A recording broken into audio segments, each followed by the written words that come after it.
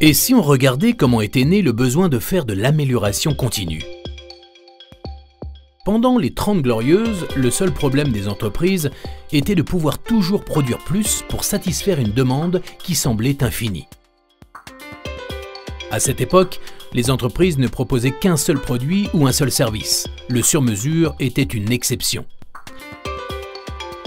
Dans ce contexte, le taylorisme et la parcellisation des tâches étaient fortement plébiscités. Pour améliorer la productivité et faire en sorte que n'importe qui puisse travailler sur n'importe quel poste, des experts définissaient la meilleure façon de faire pour les opérateurs.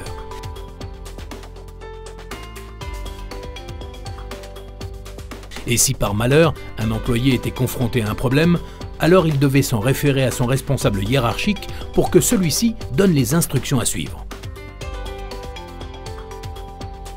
Dans cette organisation, il n'y avait pas de place pour l'improvisation. Chacun s'assurait de maîtriser son métier pour bien penser les procédures et en contrôler la bonne mise en œuvre. Au niveau des opérateurs, on s'attelait à bien respecter les procédures. Puis, au fil des années, les entreprises se sont complexifiées.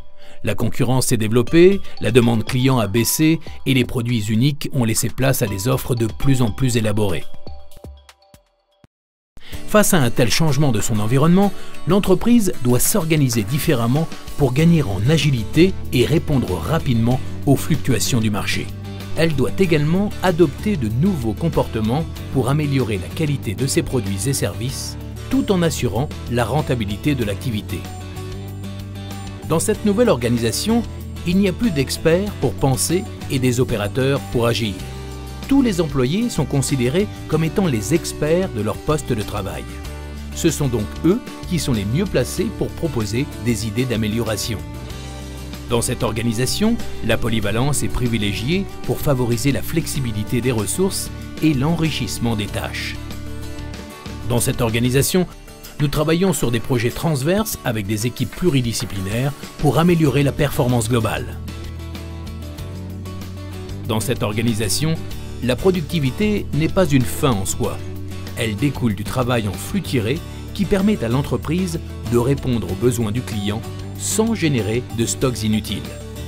Dans cette organisation, nous ne cherchons pas à travailler plus vite, mais à travailler mieux. Pour cela, nous préférons faire de la qualité plutôt que de la contrôler. Dans cette organisation, le manager n'est plus un responsable hiérarchique qui vient vérifier le travail de ses collaborateurs pour distribuer les bons points et les mauvais points. Le manager est un soutien au service de son équipe pour l'aider à résoudre les problèmes rencontrés. Pour cela, il est sur le terrain au quotidien et fait preuve d'exemplarité sur les comportements à adopter. À tous les niveaux de l'organisation, le manager est aussi le garant du respect de l'esprit Kaizen, comme l'idée que l'amélioration est infinie et commence chez soi et maintenant. En synthèse, l'amélioration continue sort l'entreprise de son organisation en silo pour apporter une vision globale de la chaîne de valeur qui lui permet de s'orienter sur les bons leviers d'action. Elle ne considère pas les employés comme une simple ressource. Au contraire, elle met l'homme au cœur de son organisation pour élever sa performance.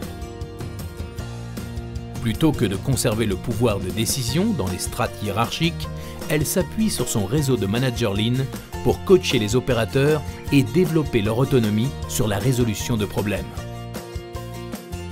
Enfin, dans cette organisation, la transparence et la bienveillance conduisent l'entreprise sur le chemin de la performance par la satisfaction des employés, des clients, des actionnaires et de l'écosystème.